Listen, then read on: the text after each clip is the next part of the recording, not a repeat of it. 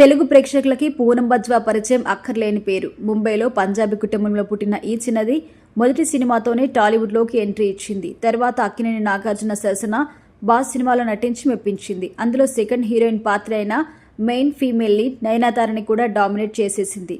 నాగార్జునతో ఆమె చేసే అల్లరి రొమాన్స్ ప్రేక్షకులకి బాగా నచ్చింది. అందచందాల పుష్కలంగా ఉన్నా ఎందుకోగాని ఈ బ్యూటీని తెలుగు నిర్మాతలు పట్టించుకోలేదు. దీంతో కోలీవుడ్కి వెళ్లిపోయి సేవల్, తేనావట్టు పలు సినిమాలో నటించి మెప్పించింది. తర్వాత మలయాళంలో వెనిసిల్ వ్యాపారి, చైనా టౌన్ వంటి సినిమాల్లో కూడా నటించింది. సినిమా ఆఫర్స్ తగ్గినా కూడా సోషల్ మీడియా ప్లాట్ఫామ్స్ ద్వారా ఫ్యాన్స్కి దగ్గరవుతూనే ఉంటుంది.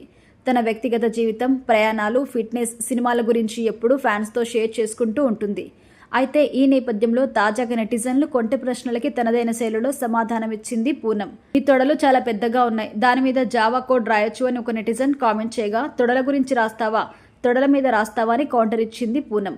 నువ్వు అమ్మాయివి, కోతి చేష్టలు చేయకు అని మరికొందరు కామెంట్ చేస్తే, అమ్మాయిని అని గుర్తు చేసినందుకు థ్యాంక్ యూ అని ఆన్సర్ ఇచ్చింది. నువ్వెక్కడ చిన్న బట్టలు వేసుకుంటావు అని ఒక నెటిజన్ కామెంట్ చేయగా, ఇంత చిన్న నడుము కవర్ చేసుకోవడం కోసం ఇంత పొడుగు బట్టలు వేసుకుంటా, దీనికేమంటావు అని మరీ ప్రశ్నించింది పూనం. ఆమె కామెంట్స్ ప్రస్తుతం సోషల్ మీడియాలో వైరల్ అవుతున్నాయి. ఇక సినిమాలు తగ్గడంతో పూనం బజ్వా ఒక డైరెక్టర్ని పెళ్లి చేసుకుందని గతంలో వార్తలు వచ్చాయి. తిక్క సినిమా ఫంక్షన్లో పూనం బజ్వా తలుక్కుమనడంతో ఆమెకి ఆ సినిమా డైరెక్టర్ సునీల్కి మధ్య ప్రేమ వ్యవహారం నడుస్తుందని బయటకొచ్చింది. వీళ్ళిద్దరూ పెళ్లి చేసుకున్నట్టు వార్తలు వచ్చినా వాటిని పూనం అయితే ఖండించింది. సినిమాలు లేకపోయినా సోషల్ మీడియాలో పోస్టులు పెడుతూ నెటిజన్స్తో చిట్ చాట్ చేస్తూ విహారయాత్రలకు వెళ్తూ బాగానే ఎంజాయ్ చేస్తుంది ఈ బ్యూటీ.